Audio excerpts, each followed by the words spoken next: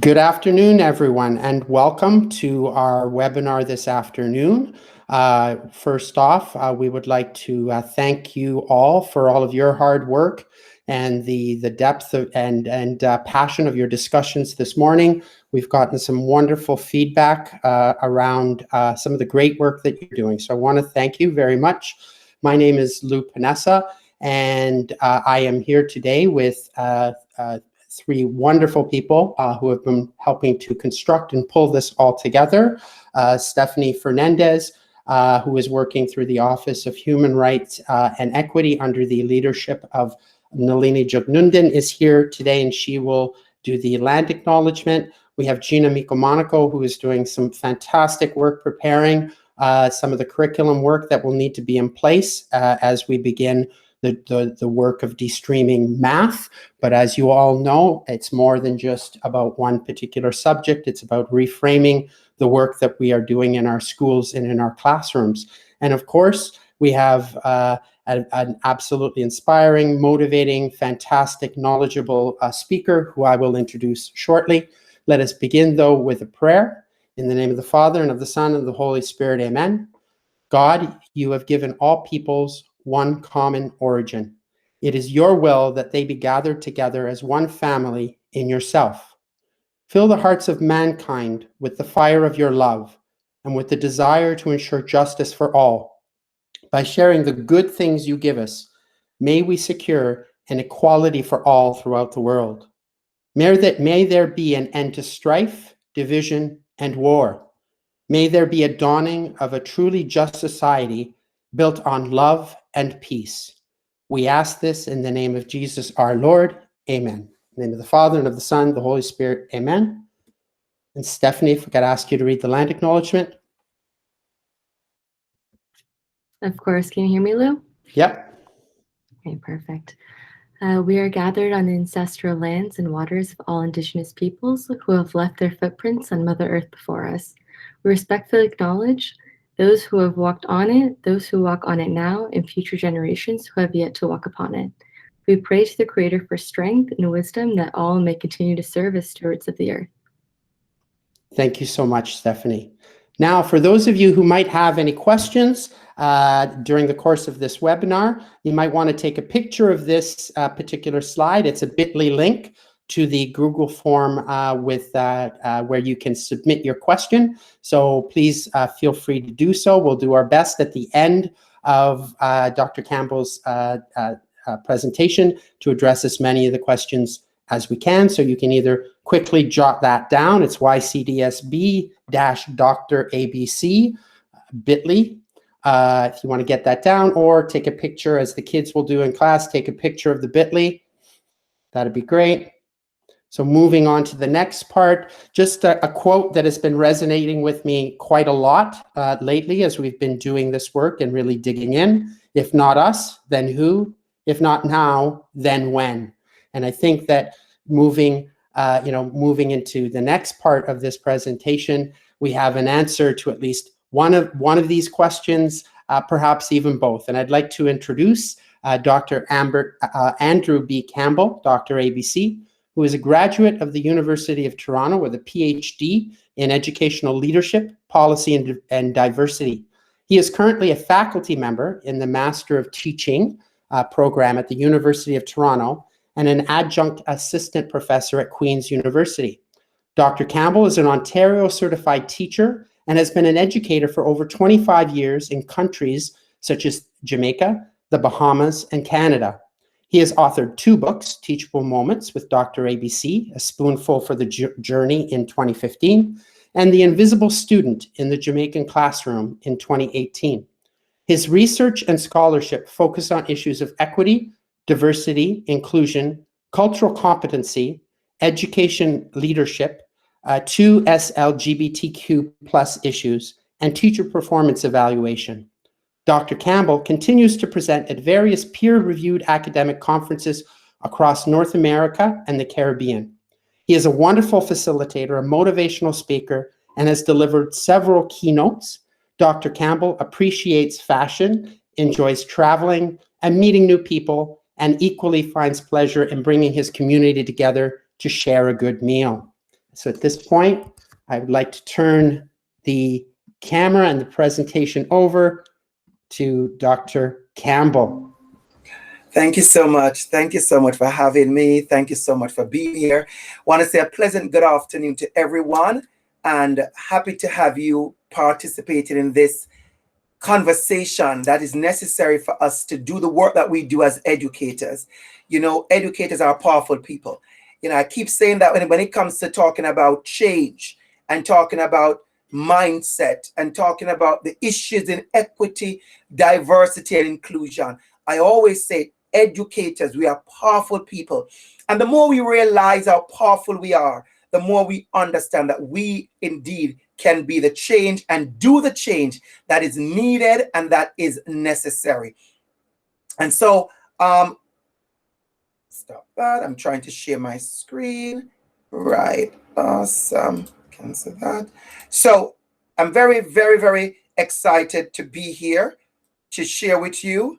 And at this time, I am going to share my screen. I think it's coming up. Wonderful. And I want us to have this conversation about becoming a champion for equity, diversity, and inclusion.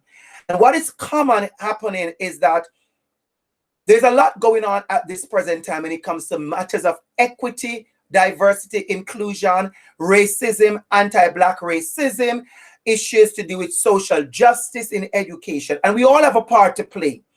I know there are persons out there who may be saying, this is a lot going on. When are we going to get? And I do a lot of talks like this. And there are people at different parts of their journey.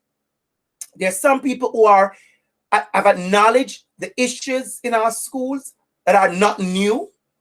They have acknowledged how these issues have impacted our students, especially our racialized students, our Black students, immigrant students, students who have been minoritized and discriminated against and excluded.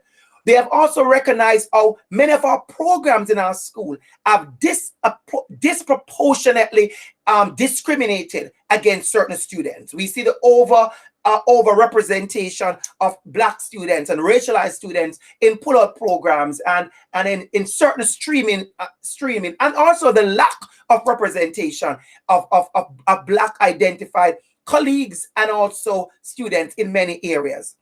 So there's a lot to deal with. Last year, we saw the murder of George Floyd and all the conversation. Let me tell you something.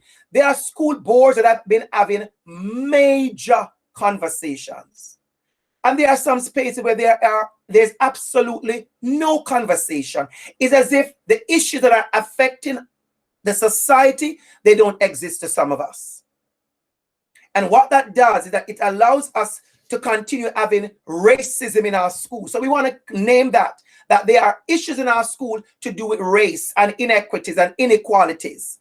And some students are surviving and doing well, and others are being excluded and pushed out.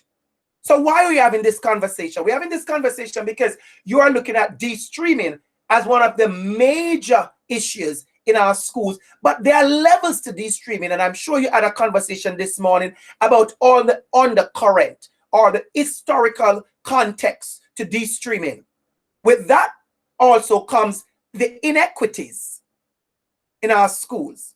And one thing I will say to you is that I wish we were in a workshop where I could talk back to you and you could talk back to me, because one thing I'm going to say to you is, if you are sitting there and you're one of those persons who are saying, well, I'm not sure this is happening in our school, and I'm not sure, I want to say to you, it is happening.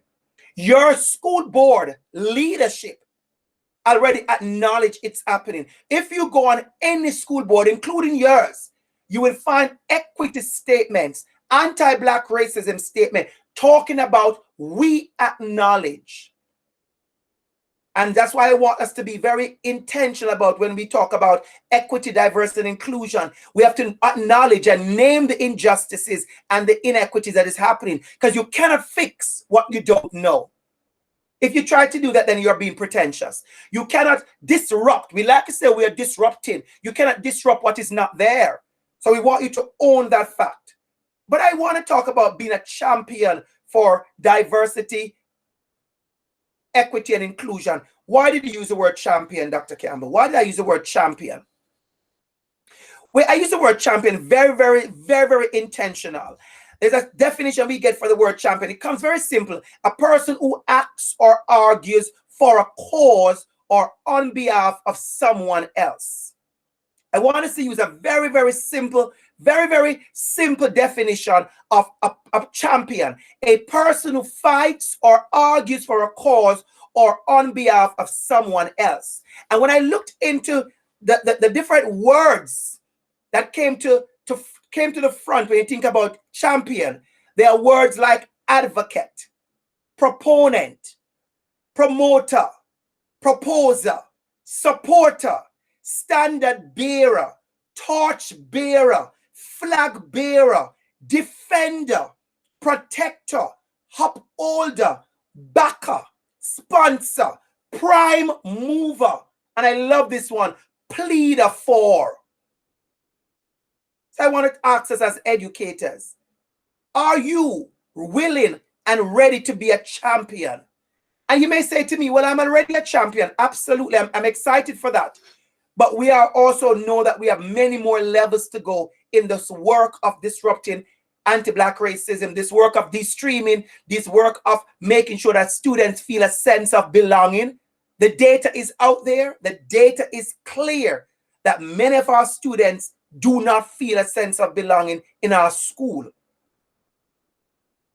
So if you're one of those who want to say, well, I've been doing this for years and I know I don't need to grow, I want to talk to you later on about mindset. Because what's affecting us is the mindset. A lot of persons are doing work right now on culturally relevant and responsive pedagogy. Everywhere you go, you see. That's one of the most requested workshops that I have had. Culturally relevant and responsive pedagogy. And I stopped people and I said, okay, let's do that. But I also want to look at the culturally relevant and responsive educator. Who are you as an educator? Are you culturally responsive and relevant? Are you culturally responsive as an educator? Do you know your students? At what level? Is it optical? Or what? How do you know your students? What in your plan that says you have changed? I'm going to give an example. There's so many things that have changed in our education system. I've been teaching for 25 years.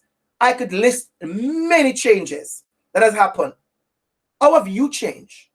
How are you changing as an educator to provide that real education for your students? Are you stuck? So I use this for a reason. I want you to look at that slide. And I use this for a reason.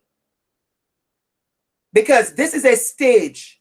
And I want you to know when we're talking about equity, there's a lot of performance going on. I want to look at you when I say this for a minute. There's a lot of performance going on when we talk about equity. There's a lot of performance going on. People are checking the boxes.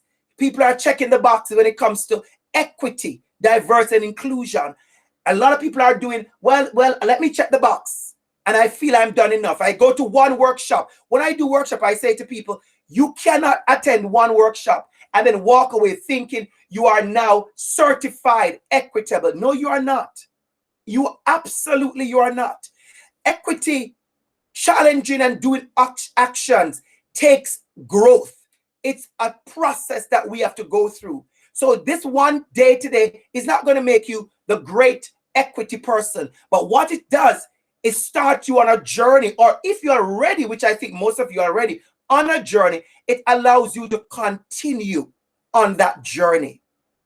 So I want us to be careful that when we're doing the work of equity, we don't be doing the lot of symbolism and the pretense and the showmanship without doing the actual work, because it's happening a lot. We see a lot of that happening where we see the showmanship and we don't see the work. So I want us to be very careful of that. And when you do this, when you put on a performance and you check the box, what happens is that you leave here unchallenged. You leave unchanged. And as the children would say, you are unbothered. I want to say to you today, my job today is to challenge you, to push you to more change, and to make sure you are bothered. You are bothered because I want to make sure you are bothered when you understand the inequities in our school and how these affect certain students and impact certain students. I want you to be bothered when you realize that our students who are stopping school and dropping out, many times they are pushed out by a lack of belonging in our classrooms. I want you to understand that we teach from a Eurocentric place in our curriculum, and many of our students don't get to see themselves. And you have to be the person to make those changes. I give an example of what I mean. I know teachers right now who they changed a reading book, and they were shocked that the reading book was changed because they thought the book they were using for these last 5 or 6 years was mandated by the ministry. No, it was not. One person decided to use this book, and so it became a thing. I want you to be very intentional about how you teach. Equity, diversity, and inclusion. A very big example I use when people ask me, I said, I'm from Jamaica. I'm sure you have already heard my Jamaican accent. If not, what you're hearing, of course, is the Jamaican accent. And I always say, when I introduce myself, you'll hear my beautiful Jamaican accent. Why do I do that? Because many times we have seen students feeling less valuable, students feeling ostracized and pushed aside, and students feeling bullied because of their accent. We see it happen in our schools all the time. And I could tell you stories. I'm sure I'm going to tell you a story later on about how this operates in our schools. So we need to understand when we talk about equity, diversity, and inclusion, what are we talking about? So a very good example, simple example. Equity, a condition or state of fair, inclusive, respectful treatment of all people. Equity does not mean treating people the same without regard for individual differences. I like to use the example of the students and the apple. What do we mean by equity? Different students need different things from us. Different students need different things from us. If your job as a teacher is that you are going to give all your students one apple each because you want to make sure your students are getting what is equal, then you are making a mistake, because we don't all need the same thing. And I want you to acknowledge that we all don't need the same thing. So what happened is that you're giving the child who like apple, one apple. You're giving the child in your class who's allergic to apple, one apple. You're giving the child whose parents own the store that you bought the apple from, one apple. You're giving a child whose parents own the orchard that the store bought the apple from, one apple. You're giving a child who says, I have an apple allergy, one apple. And you're also giving a child who says, Miss, I wish I could get 2 apples because I didn't have breakfast this morning. You're giving them 1 apple. We have to remember that there are different ways of how our students learn. Have you considered that our students, they learn differently? Have you considered that one size does not fit all? I want to go to that one, and then I'm going to come back to this in a minute. We want to consider one size does not fit all. Have you thought about that in your classroom? I like this slide, by the way. One of my favorite slides, we talk about equity, because what it does is show you that even our assessment, when we think we're going to do a fairness, students are excluded because we don't put the effort in to realize that they learn different. And what you're seeing here are students who have failed on arrival. So we have students in our school who have failed on arrival. The first day of school, they have failed already, because what you have prepared for them, you have not considered equity, you have not considered the diversity in your class, and you have not considered inclusive practices. So let's move on. What then is diversity? I love this definition. Simple. The conscious, that's it.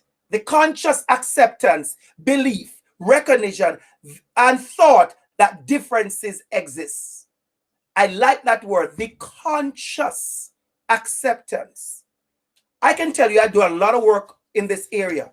And I know there are principals and teachers who are way ahead of the game. They have been so intentional in their schools. And there are others who really don't care. They really don't care. We're talking about anti-Black racism. There are teachers in our school who are racist. And there are teachers in our school who have done so much work to disrupt any form of racism in their space. So we are all at different parts of the journey. And I want to make sure I say that to you to understand that it is important that we call out these things. But of course, we are going to call you in. Because as educators, we need you to change those attitudes. If you're one of those persons, to make sure you can call in our students. Inclusion. Inclusion, of course, the conscious behavior and action. Recognize and accept the differences in person, place, and things. I want you to notice even the graphic. Diversity is where we recognize the difference. We see them. We see them. We acknowledge them. Because you have to see me to know if I'm different. You have to see me. And then inclusion is putting that together. Because that's what you see on the side. Saying diversity is something that we have in our school board is fine. But are we making sure we are working on inclusion? So why do we need champions? Why do we need champions? We're having this discussion today. Why do we then need champions? Why? So at this time, I'm going to stop this for a minute.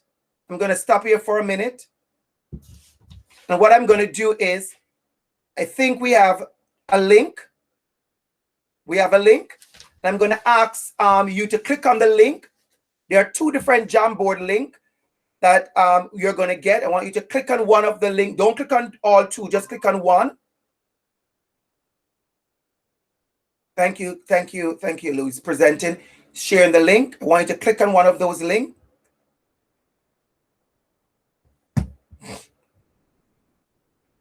And as you click on them, I want you to use a Post-it, to use one of the sticky notes. Use a sticky note. Sorry to interrupt, Dr. Campbell. People will have to put that bit.ly into their URL in order to contribute to one or the other. Wonderful. So I'll put that back on. Yes, please. Go ahead, please. Take a minute, everybody, to do that. Let's take a minute to do that. And as you're doing that, I want you to understand. As you're doing that, I want you to go ahead and click on it or put it in your URL. And I want you to use one of those sticky notes to give me a reason. Why do we need champions? And as you're doing that, I want us to remind all of us that many of us, we are, as educators, we are stuck. We're genuinely stuck. We're stuck on the symbolism. We're stuck on level one. Let's do this. Years ago, it was okay for us to just acknowledge an act of racism or an act of xenophobia or an act of something, and we recognize it and we left it. I hope you realize that we are no longer there. People are demanding action from us. They are demanding more from us. They are demanding intentional work from us. I want you to understand that. Are we stuck? Are we stuck? I see people are doing it. So we got it. Thank you so much. Thank you. I see that. I see it. Thank you so much. Absolutely, I see it. Thank you so much. Excellent, everybody. Excellent. Excellent. Thank you so much, Lou. That was amazing. People are doing it. So let me get back into it, and I'm going to show you. So I'm going to share back my screen again. And remember, at any point in time, if you're not seeing my screen properly, Lou, I want you to make sure you call out to me, or Gina or Stephanie, to make sure that this, it's being done. No problems. Wonderful. So let's see what we have here. Let's go back again and see what we have here. Excellent job. We're seeing what is going on. We're seeing people are intentional. Why we need to help create something just jumped at me as I looked at this slide. Something really jumped at me, and I want to say thank you. And whoever put that, you know I'm going to go with this. You said to help create champion students. Powerful, powerful. Because I'm going to share something with you. We like to talk about culturally relevant and responsive pedagogy, and there are three things. I'm sure you know. If you're not, I'm sure you're going to get workshop on that soon. There are three tenets of culturally relevant and responsive pedagogy. One of those tenets is holding high expectations for all our students. The second one is allowing our students to grow in cultural competence. And the third one is making sure our students have a critical consciousness. Now, how are you going to allow your students to grow in cultural competence if you as an educator, you are not culturally competent? Come on now. How are you going to do that if as an educator, you are not culturally competent? So when you say this, help to create champion students, you warm my heart. You warm my heart, because you understand that if you are a champion educator, you will encourage that change. Let me go to the next, because 2 Jamboard. We have 2 Jamboard. Let me go to the next Jamboard to see what is there. Absolutely. Thank you again. Wonderful. Persons on the second one. Wonderful. And just so you know, I hope you know, you have permission and you have access to download the Jamboard when you are done. You can, this is good information for you to keep, to download it. Everybody has permission to do that. And then when I'm done, I'll download it. I could send it to Lou and he could share with everybody. I saw something else today, a theme that was going, and I made a note of it right here. If not us, then who? Thank you for speaking that. I saw it in your slide deck, but again, if not us, then who? Look at that. We are responsible for creating the future. We have to do that. How are we going to do this? Powerful, powerful, powerful. I am very pleased to see the level of engagement in the room. And I want to tell you, I respect and appreciate that, because that speaks volume to me. That speaks volume to me. It is so full that we don't even have space. And that is what speaks volume to me. We can move them around. We can go to another page if you want and put some more on the next page, but it's perfect. So thank you for that. I'm going to move on from that. And back to the slide. Can you see the slide? And back to the slide. You're good to go. Wonderful. So as we get into it, you have all the examples. And I'm going to do this very fast because there is nothing on my slide that you don't have. And I did it on purpose. I have my answers, but my answers are not as important as yours. Absolutely not. But I can tell you something. Everything that I have on my slide, you already have on yours. We talk about that. All of this, the mindset, the symbolism. Many of us, we performative inclusion, the calling out. We need that. We need there's a lack of representation. Incapacitated by the us versus them. You know, I was doing a workshop the other day at a certain school. I do a lot of workshops. And one person said, but what do we do about racism when all our students are the same? They're all white. We don't have black students in our school. And I said to the person, I said, do you know why when our students go to university, they have so many trouble? Do you know why when they travel, they have issues? Do you know why when you go to Disney World and you go other places, your children have issues? Because they're unexposed. And some of us, we are talking about racism and indigenous issues as if we are talking. I call it the museum effect. What do you mean by that, Dr. Campbell? The museum effect. It means you talk about other people in ways that like they are not there, or they are dead, or they are no longer there. That they're antique. Do you know that many of your students who don't believe that First Nations people are still among us? You know why? Because you caused it. You caused it. When you talk about First Nations people, you talk about them as if they're all dead and gone. And your students don't get to interact and see. Because what they know is that Orange T-shirt Day, you show a movie, the same movie you show all the time for 5 minutes, and then you let them make orange T-shirt, and they put it up, and then you're done. There is no interaction with First Nations. You do the land acknowledgement, but your students don't even understand why are you acknowledging the land? Why? It's the same way some of you who celebrate Black History Month, when you do it, you make the same mistake every single year by talking about slavery. And I know somebody's saying, but Dr. Campbell, shouldn't we talk about slavery? Absolutely, you should. But I'm going to tell you this. You do not get to talk about slavery to your students one day, one time for the year, and you just quickly say, oh, it's Black History Month. Let me tell them about slavery in a deficit way. So every time you talk about the other person, it's always in deficit. I'm going to tell you this. The research is out there. Many of our schools, our students are entering school with very deficit mentality. Spaces that hold them in deficit, see them in deficit, view them in deficit. We have to be careful. We have to be very careful as educators what we are doing. We are still in spaces where our students are being seen as deficit, old in deficit, because we are doing that. So I'm going back to what I just said. So what do I do, Dr. Campbell? First of all, Black History Month is a celebration. How do you do a celebration? I have a principal who said to me, principals who have said to me, we didn't celebrate Black History Month at our school because I didn't want to make a mistake. I said, a mistake? How would you make a mistake in a celebration? Let's get into it, everybody. Mindset. How are you going to make a mistake in a celebration? Because when I know a celebration, we start with balloons. We start with music, good food. We start with joy. But because your mindset is always in deficit, the first thing comes to your mind is, let me talk about slavery. So let me make it very clear. I have no issue with you talking about slavery if you are talking about every other parts.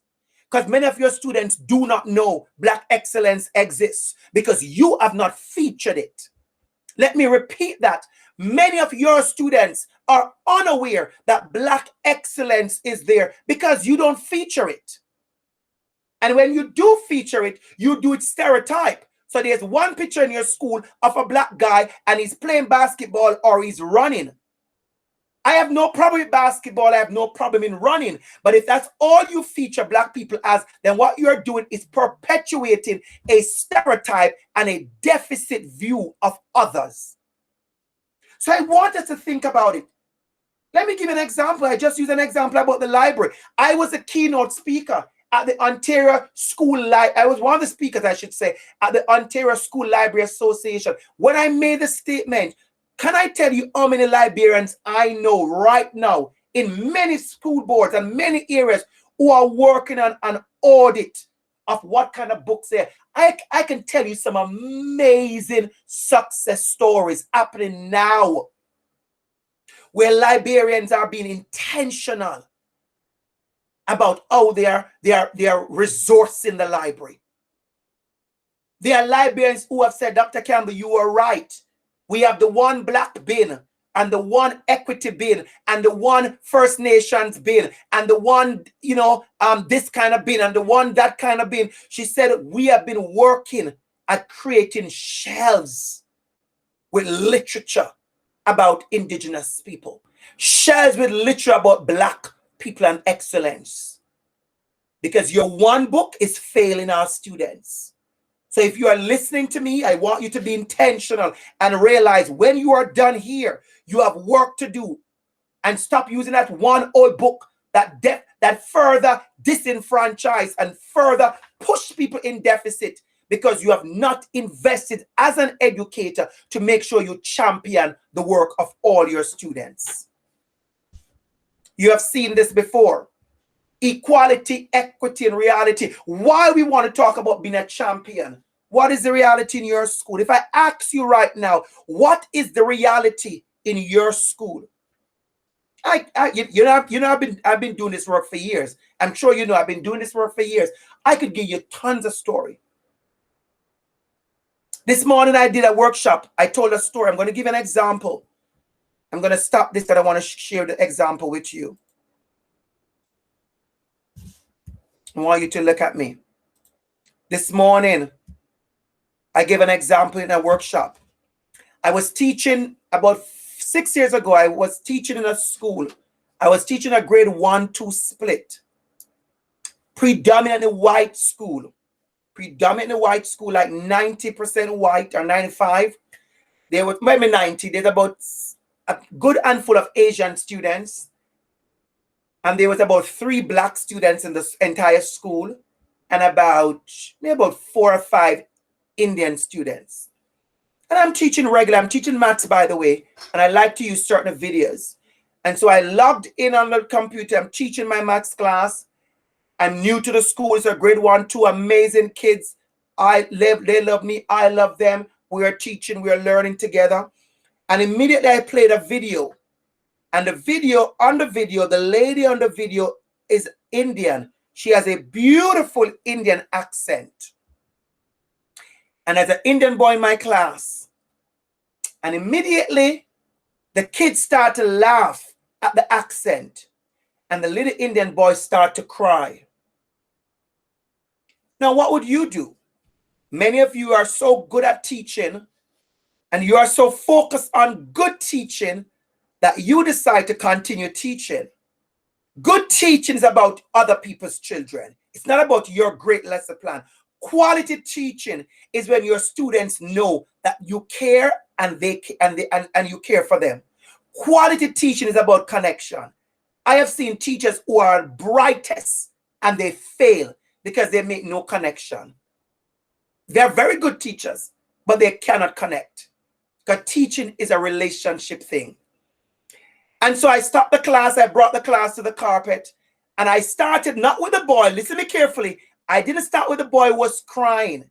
Because what we do sometimes, we center racialized voices to continue asking them, what is happening to you? So they keep on reliving the trauma. When I do anti-Black racism workshop, I don't sell you no trauma. You're not going to see any slide from me with Black people being pressed down and somebody kneeling on their neck. You have seen it on TV. You won't see it on my slide because I'm not here to feed you any kind of racialized trauma. I am not letting nobody feast on Black trauma and then you go away, do nothing. I don't play that foolishness. So I brought the kids together and I said to the kids who were laughing, why did you laugh? But they trust me because we build relationship, and they told me why. And I asked them why you thought it was funny. And then I said to them, but your classmate cried. Why you think he's crying? We spent time to unpack that. We unpacked it so well. And I talk about my own accent and where I am from and on the beauty of diversity. And I show them videos with other accents. And you may say to me, Dr. Campbell, why are you talking about accents so much? Because I want you to know the research is out there that many people feel the moment they open their mouth and they have an accent, they have lost their value. Because you and I, many of us, we have made accent one of those indicators that you are not Canadian and you have no value and you have less value and you don't belong. A year passed in that very class, And that same student, I was cooking for the class. I like to cook, so I cook for my class. That same student said to me at the end of the school day, I did a curry chicken and rice. The parents gave permission for their kids to eat Mr. Campbell's lunch, and we had a good time. And he said to me, sir, could I eat with my hands? And I said, sure. And he's Indian, just as how we eat at home with his hands. He ate in class the rice and the curry chicken and the fried plantain. And I could tell you, and some of you know the truth. There are students who do not want to eat in school because they are intimidated. I have been to a school before where the Asian kids refused to eat because they said they are being teased about their noodles. Filipino refused to bring their lunch because they are teased about the smell of certain things. We have really done wrong to each other, even in spaces where we preach about the love and compassion and equity. I want to call out hypocrisy when we talk about love and compassion and empathy, but we don't show it. What would Jesus do? We believe in that kind of stuff. You know, many of us, we are into that. What? How do we do that? How do we do our work as the master would have us? You may say, Dr. Campbell, you're speaking about that Catholic because you know we're talking to Catholic people. I've actually taught in Catholic school for years in the Bahamas. I'm not Catholic, I'm Christian, but I've taught in Catholic school for years in the Bahamas. And I taught in private Catholic school and private Anglican school where we do song mass on a Wednesday. Very high level. But I want you to understand. So let me wrap up that quick story. When he was finished, parent came. His mom cried. She said, my child felt so comfortable in your class that he could eat with his hands as he does at home in certain meals. And we have to understand, because my grade 1-2 split, we understood from laughing at an accent in September to celebrating each other difference in June. How will you be a champion for equity, diversity, and inclusion? How will you be that champion in your school for equity, diversity, and inclusion? How will you be that champion? So we saw the reality. What is the reality? But I love this slide. Look at the next one. I love the side. The reality is there, the equity is there, the equality is there. But look at liberation. So I'm asking you that question. Where is your liberation? What are your techniques in your class, in your school, that says to your students, you are liberated in this room? What does liberation looks like in your classroom? That's my question to you. Write it down. Own it. That's my question to you. I want you to write it down and own it. What does liberation looks like in your classroom? And now we're going to wrap this up looking at some focus areas. I want you to get every single one. I'm going to share it to you. I think there's about 7 focus areas. Get everyone before you go today. To be a champion, the first one you need to do is be an awareness of yourself. Who are you? Who are you wanting to be a champion? Have you discovered and unpacked your own unconscious bias and the prejudice that you hold? Are you aware of your own power and your privilege? When we talk about white privilege, many of you get offended. Why are you being offended? White privilege is real. Your skin color privileges you in many spaces and areas. We want you to own that. But what I want you to do is to realize you can use that power and privilege as your liberation. How do you use your power and your privilege to create liberation and access and equity? I don't want you to disown your privilege. No. I want you to have an awareness of yourself. I want you to be intentional and deliberate about who you are and about the work you're supposed to do. Because to be self-aware, you need to understand how you are socialized and what influences made you the person you are today. Many of you take a lot of things for granted because you have not really examined who you are. When we got into the pandemic, everybody said, go online, use your laptop, use your phone, let's go online. And then we said, wow, everybody don't have laptop. Wow, everybody don't have internet. I have spoken, I have presented at schools where they say, Dr. Campbell, we really want you to talk live, but we can't have you talk live because where we are, the internet is not very stable sometimes of the day. I'm talking in Ontario. I didn't say some far place. I said Ontario, Upper Grand District School Board. They said, Dr. Campbell, you can't do it live. Many of our students do not have stable internet. So when you pretend that every single child has what you have or what you have at your house as an educator, I want you to understand. I recognize my privilege. I am speaking to you from a beautiful home office. People say, Dr. Campbell, your lighting in your house is always so beautiful. I have good lighting. I have good sound. I'm speaking to you from a beautiful microphone that I have purchased. I'm speaking to you from a comfortable chair with all a back pad that might be on my back. I'm speaking to you from a space where I am privileged to understand who I am. Have you taken the time out to understand who you are? And when you have an awareness of self, do you have the awareness of others? I need you as an educator to see your students. Do you see them? Do you see them? Do you see them in their wheelchair? Do you see them coming late because of reasons? Do you see them coming from different kinds of homes? Do you see the ones who have single parent and extensive and bigger family? Do you see the ones who have had debt in their family? Do you see the ones who have gone through divorce with their parents?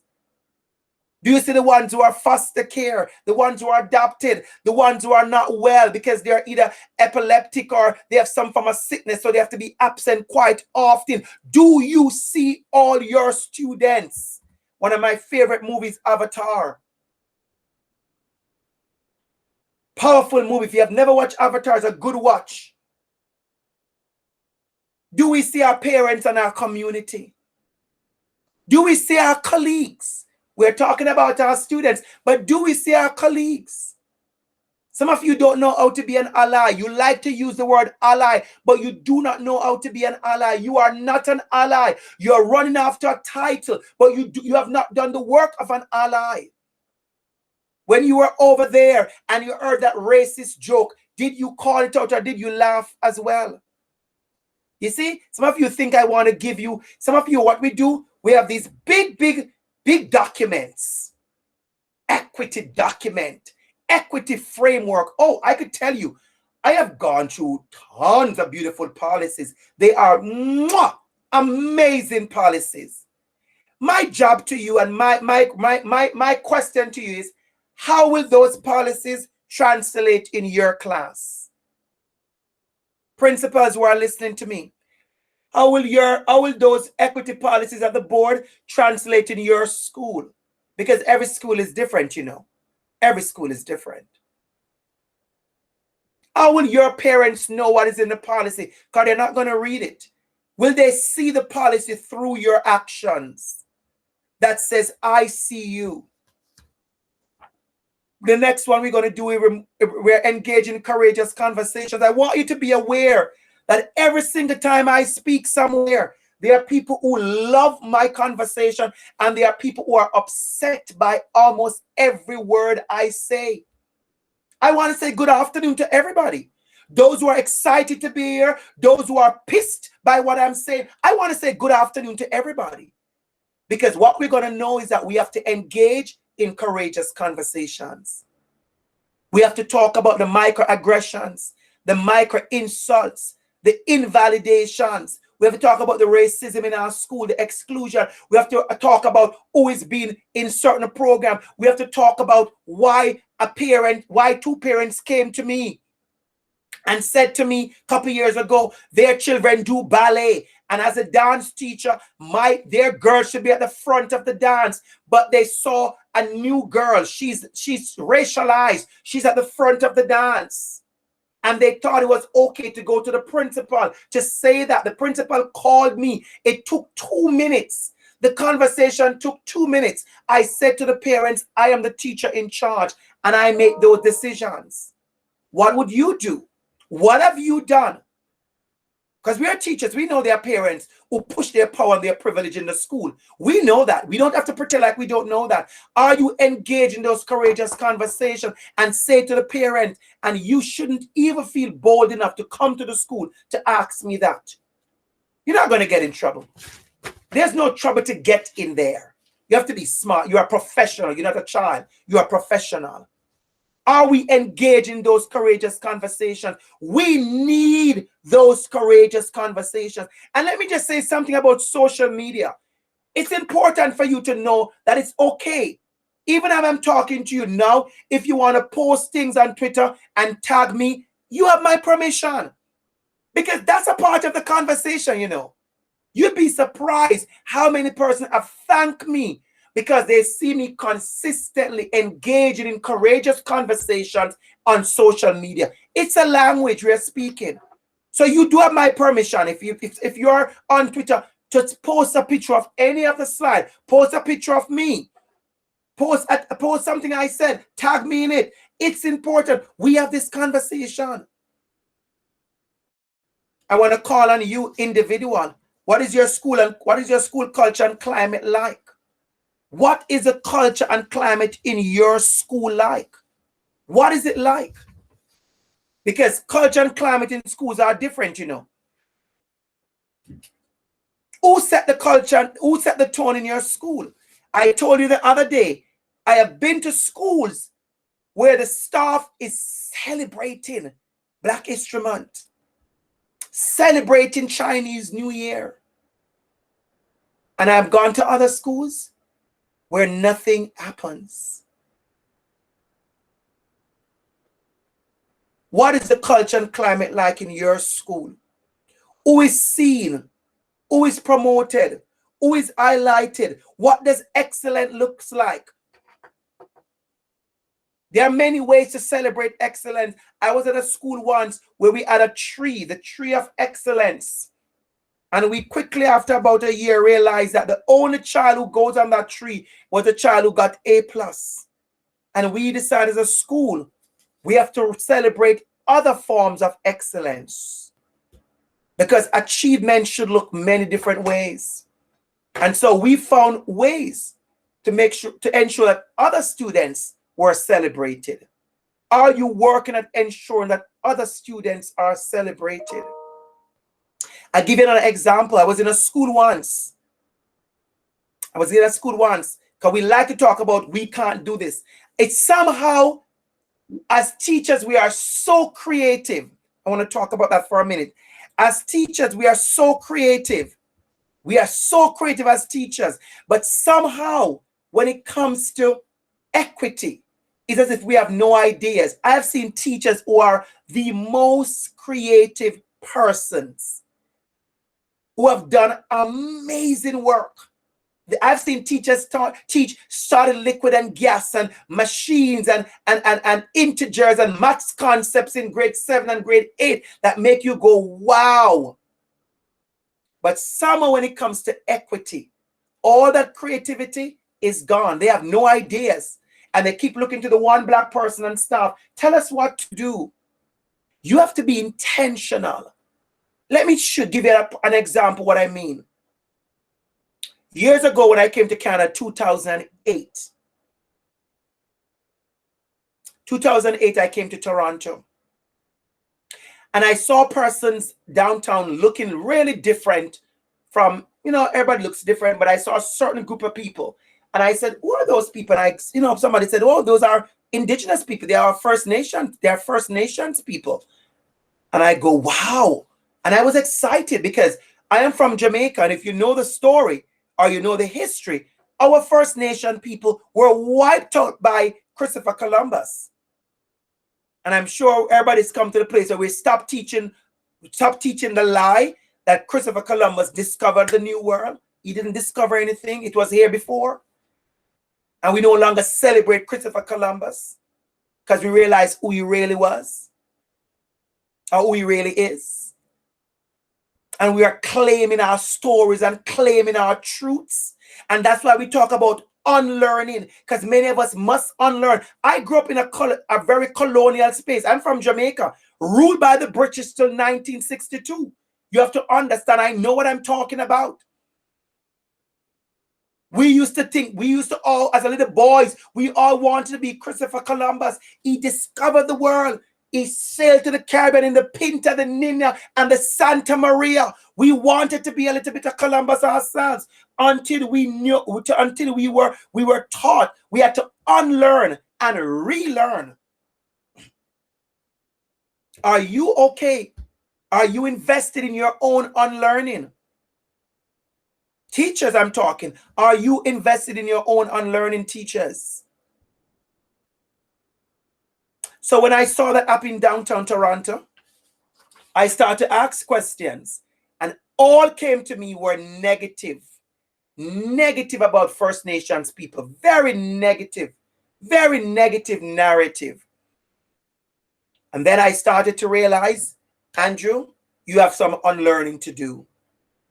And I registered for a first course in FNMI studies at York, and I completed that course, and I did a ABQ, not because I needed more money. I was at the top of my scale, not because I needed a promotion. I was loving what I was doing, but I wanted to unlearn. When I was finished doing that, I went and did a senior course at the University of Toronto because I learned so much. We have an entire document called Truth and Reconciliation that we are not doing, but we want to say we're equitable. We have work to do. We have work to do to dismantle and disrupt racism, anti-Black racism, anti-indigenous racism, homophobia, Islamophobia. We have a lot of work to do in equity. Ageism, sizeism, sexism, issues of gender inequalities, ableism. We have a lot of work to do. Mental health issues. We have a lot of work to do in seeing each other. To become that champion, we have work to do. You were very impressive today. My heart was joyful when I saw the list of stuff. My heart was joyful. I was like, wow, thank you, York Catholic District School Board. Wow, this is some good stuff. I want you to download that list and think of all the ways, including what I shared with you today, all the ways that you are going to ensure that you are part of the disruption, all the ways that you are going to ensure that you are doing the work that is necessary, all the ways that you are going to ensure that you are doing. Let us do a little review quickly. We talk about awareness of self. We talk about awareness of others. We talk about the need for courageous conversations. We talk about the importance of setting a school culture and climate, a real tone, a place of belonging. I am doing an article for the Catholic Principal Board. I think it will be out soon, talking about belonging and student voice. Growth mindset. I just talked to you about that. The growth mindset. As an educator, what do you need to learn? What do you need to unlearn? What do you need to unwire from? And do not tell me you know it all. I've been teaching for 25 years. Oh yes, I'm not as young as I look. Not as young as I look. I just gave it away. 25 years I've been doing this teaching. 25 Septembers. And I could tell you there are things that I used to do that I do no more. There are things that I used to say, I say no more. There are words I used to use, I use them no more. There are ways I used to teach, I teach them no more. There are decisions I have made as a teacher that I will not do that again. There are ways I used to punish students and exclude students that I will not do again. There are things that I used to think was appropriate to place on a school wall that I will not use again, because I am constantly growing and changing. I am aware. I have an education mindset that I'm trying to be responsive. Are you being responsive? What is your mindset? What is your mindset? Are you being responsive? What is your mindset as an educator? Are you open to growth? I know people have come who have to be pulling, kicking and screaming about equity until they realize it's not going anywhere. Because a lot of people, maybe not you, but a lot of people last year wanted the George Floyd conversation to go away. They thought by about summer it would be done. It wasn't. Then September came, they realized it wasn't. By Christmas, they said, well, we're going to stop talking about anti-Black racism by Christmas time. It wasn't. Anti-Black racism was more popular discussion than Santa Claus. Then January 2021 came, and it's still here. And I'm going to tell you why. For those of you who think it's going away, it's not going anywhere. I'm going to tell you why. The research was always there. It says we have to learn to sustain the conversation until we see change. Yesterday, I had the pleasure of talking to an entire room full of secondary school principals. I was one of the keynote speaker at the Peel Secondary School Principals Association. And I said to them, the community that you are responsible for are watching you. Listen to me carefully. I want you to write this down. They are looking to you and they are looking at you. The community you're responsible for, they are looking to you for the change and they are looking at you. I'm going to repeat myself. The community, the class, the school you're responsible for, they are looking to you for the change and they are looking at you. There are many grassroots agencies out there and organizations that are equipping parents to talk to principals and teachers about issues of equity and discrimination and race. What, let me say this, and I want you to listen to me. What you got away with, or what we, let me use we, what we may have gotten away with 5 years ago as educators, we won't get away with it in 2021 and 2022. What we got away with, not being responsive to certain things, it won't happen. People are going to call us out, and we need to be prepared. The next one I want to talk about is your advocacy and your allyship. We need you. Our students need teachers who are champions. We need to prepare other students to be champions. Thank you for saying that. For those of you who put that in the box, on the Jamboard. We need to prepare ourselves as allies and advocates.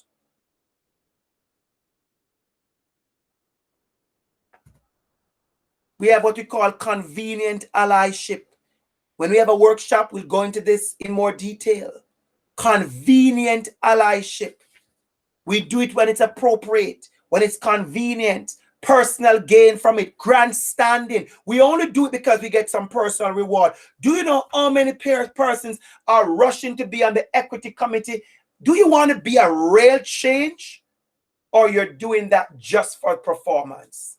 Are you intentional about your advocacy work and your allyship, or you're trying to do a performance? We have a lot of performative allyship. We have optical allyship. Optical, just surface. We want true allyship. What does true allyship looks like for you? Don't worry about people using the term allyship. I want you to be more concerned about the actions of an ally. Are you doing the champion's work? Are you doing the champion's work to make sure you are inclusive? Your classroom is a space of belonging. There is equity in what you do. There is intentional and deliberate action in what you do. Classroom allyship. What does that look like? Classroom allyship.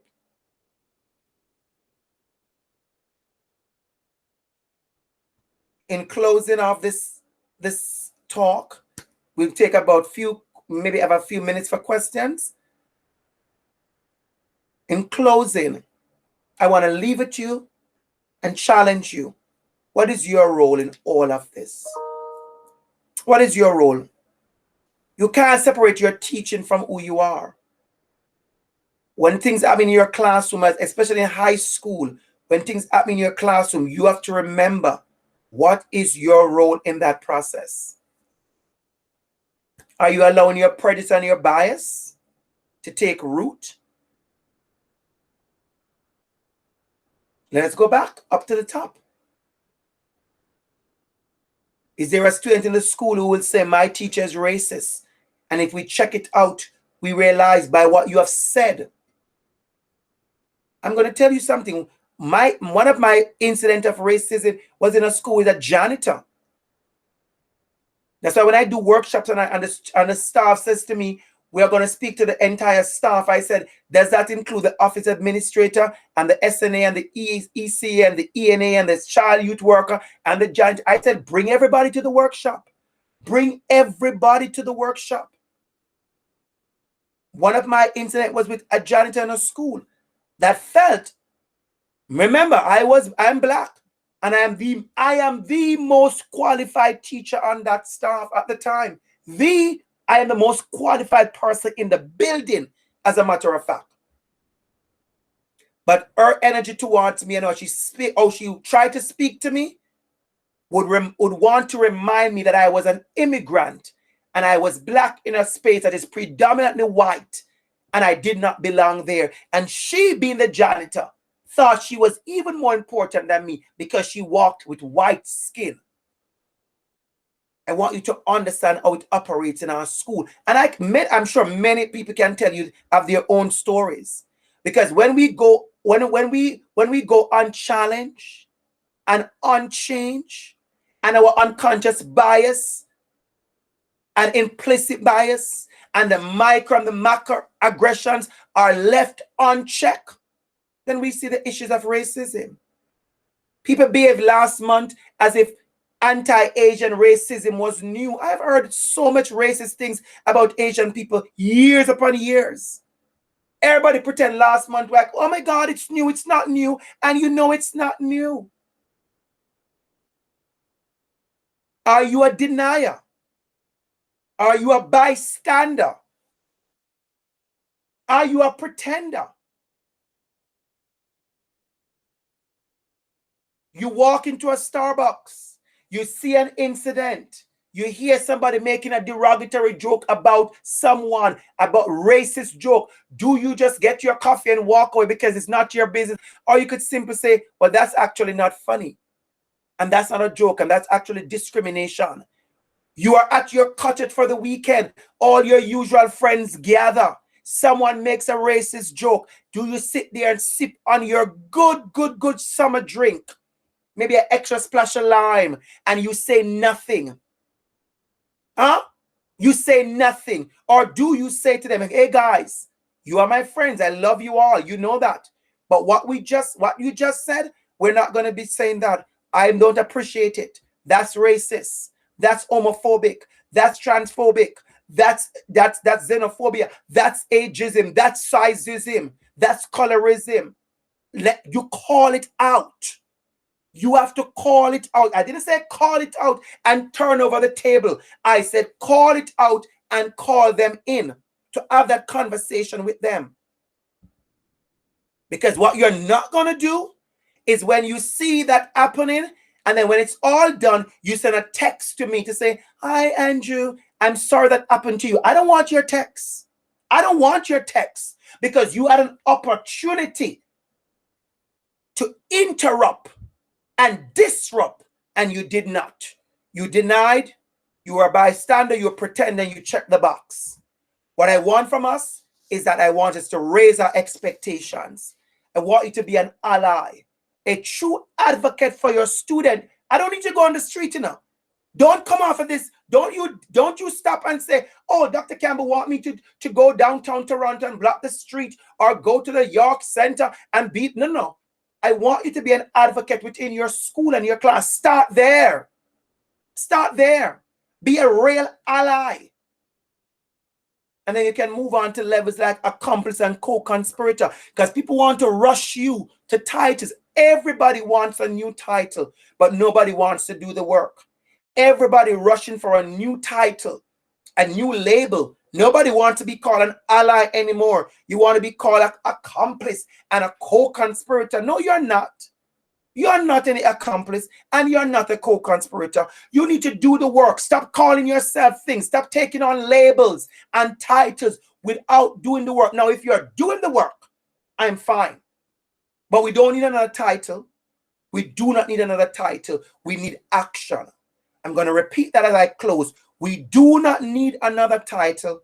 We need actions.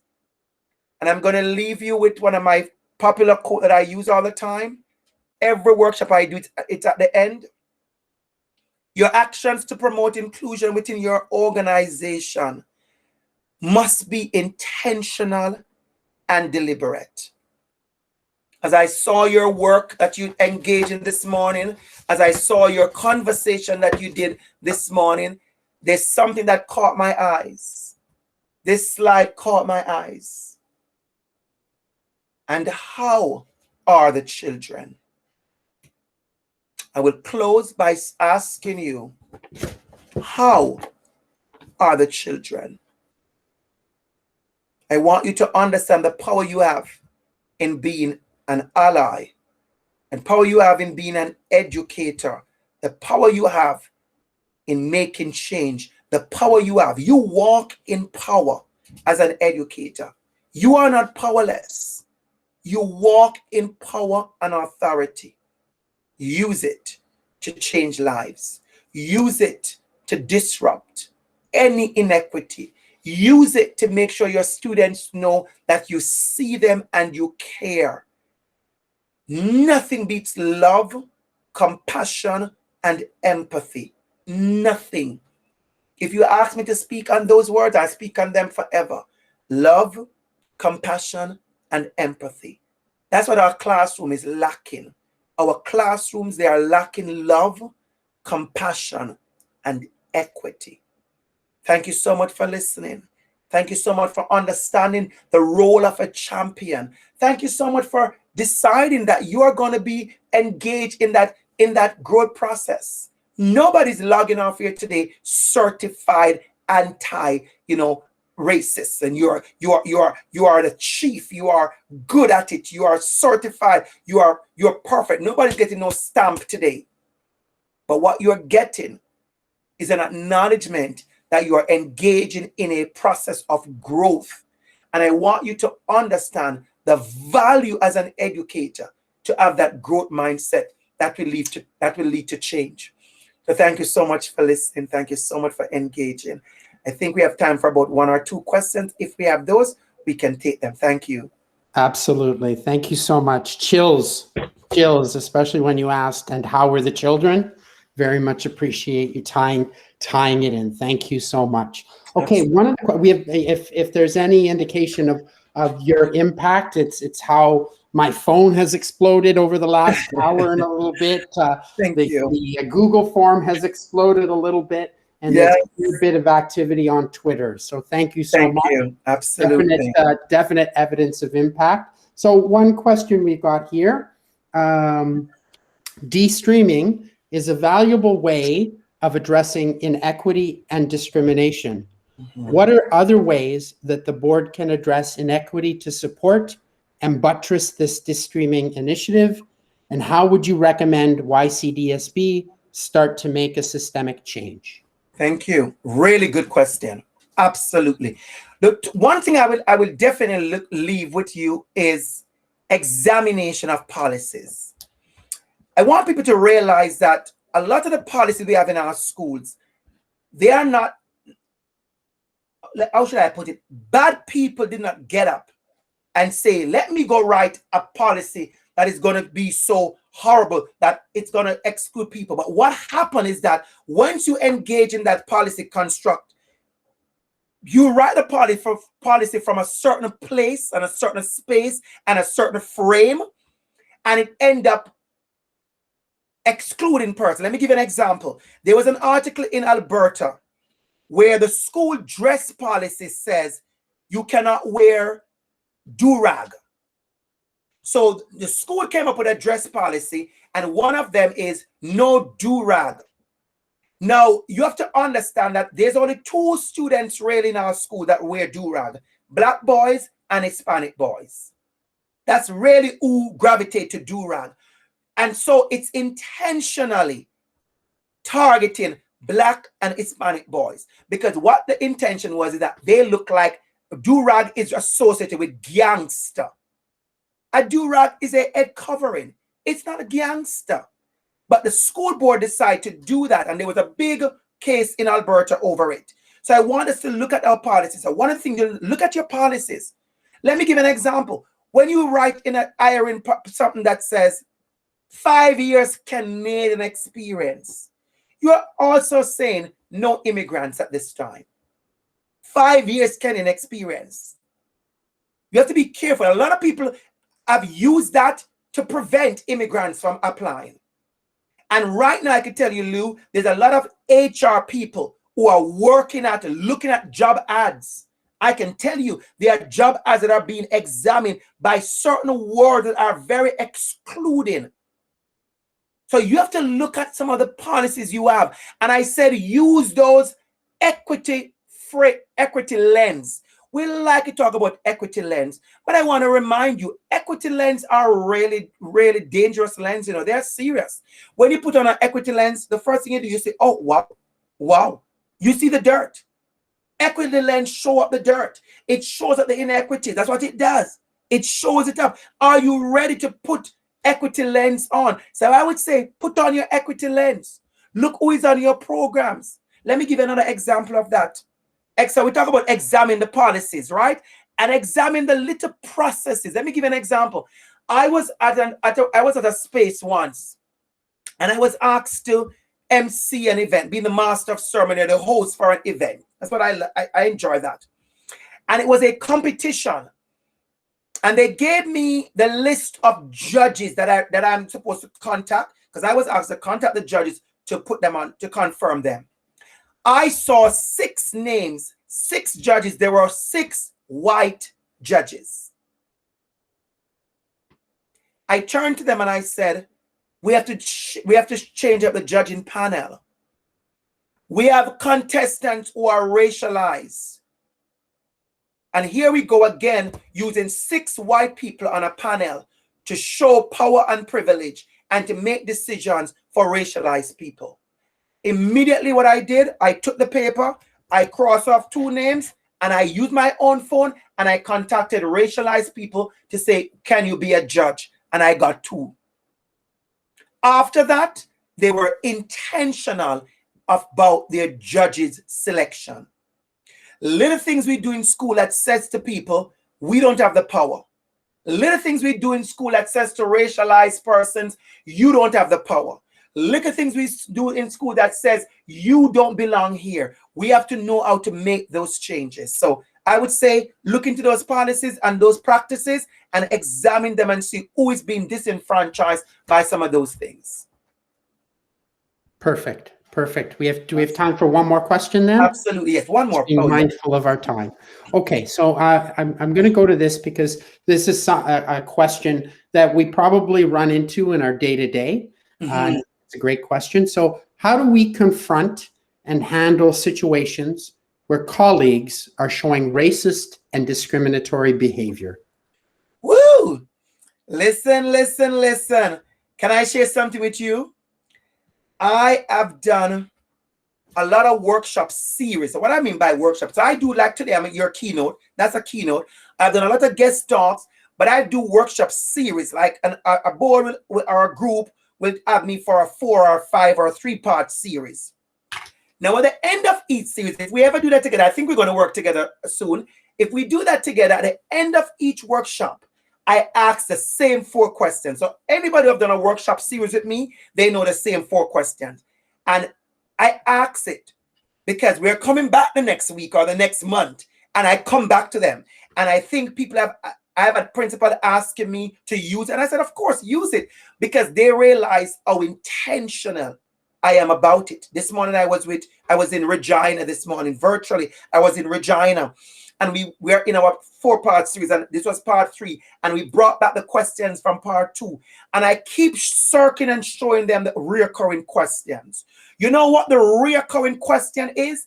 It's about the colleagues who are doing the race, who are being racist, who are not caring, who kiss their teeth, who are saying this is crap, I don't want to be doing this, I'm sick and tired of this, I soon retire, this is not my work, and they know. So we acknowledge that the pushback is in school. Let's be frank about that. And I say to them, there are many ways to do this. So the first thing I'm going to ask you to do is model the behavior.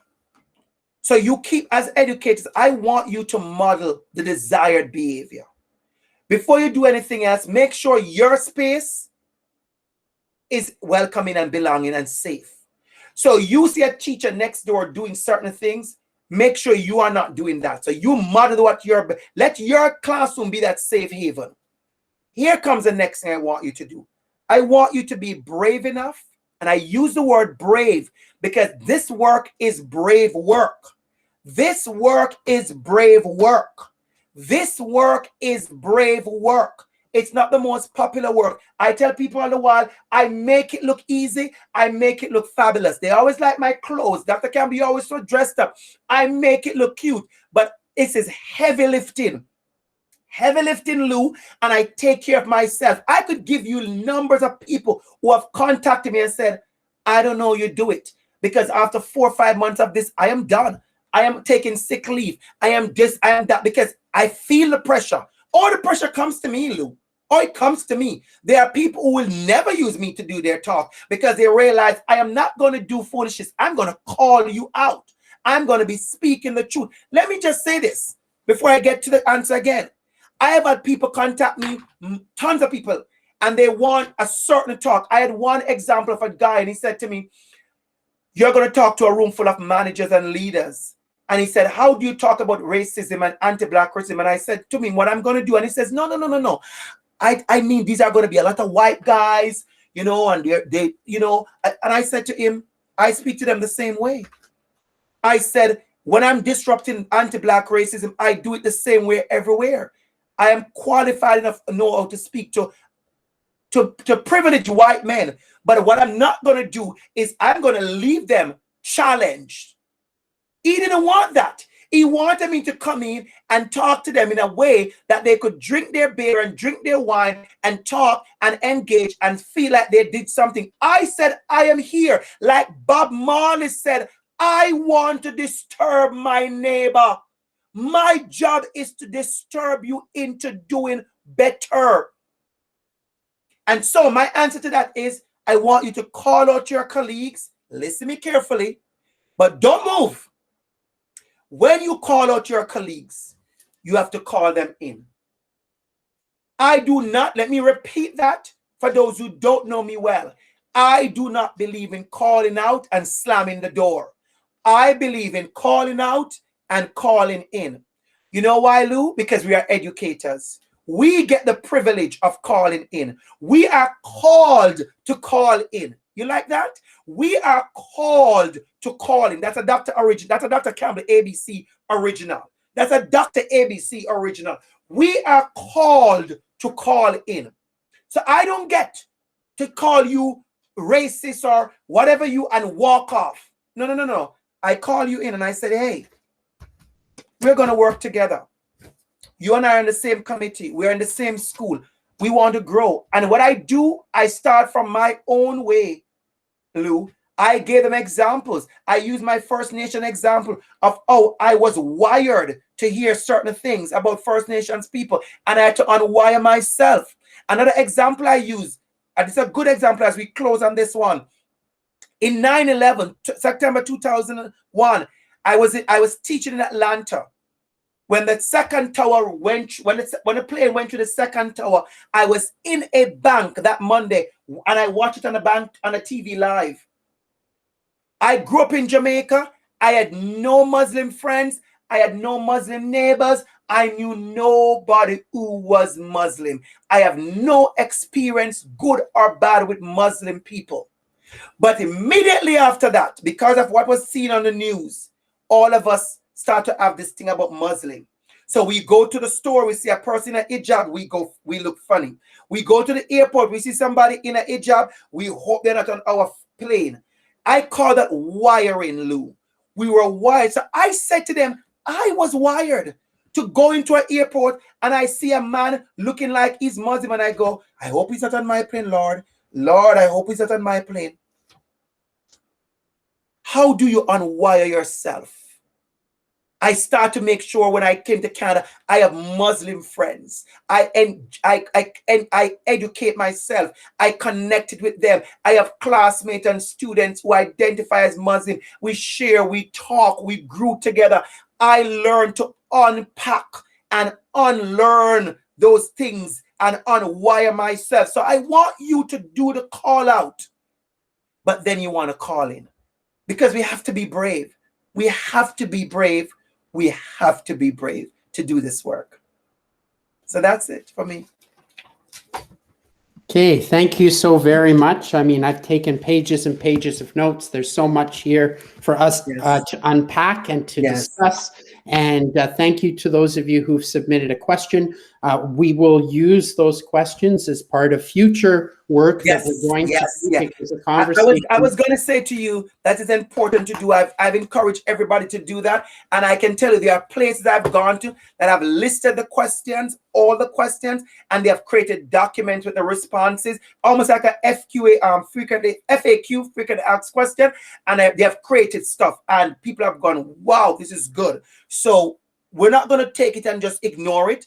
I'm sure there's a whole plan going on with Stephanie and Gina and Lou and also Nalini the team, because I've met with you also. Hopefully I'll be back to do some of those unpack with you as well. Absolutely. Thank you Thank so you so very, much. very much. You have challenged us. My You have pleasure. pushed us. You have made us feel uncomfortable. You've called us out, but I think you've called us back in to a very, very good place. You challenge us to develop our awareness of self, of others, to engage in those courageous conversations, to be an advocate and an ally, to examine our school culture and climate. Thank you so very, very much for this afternoon. I know it's been an inspiring and motivating conversation that we will continue moving forward. So thank you very much, and God bless. Thank you. Have a wonderful evening, everybody. And thank you all in your homes, in your school communities, for participating in our launch today of De-Streaming. We thank you for your honesty, your candor, your passion for the exemplary work that you do in your schools, and your willingness to be open and to change and to make a difference for our students. So thank you all very much, especially to the teachers and administrators who facilitated the conversation. Thank you so very much.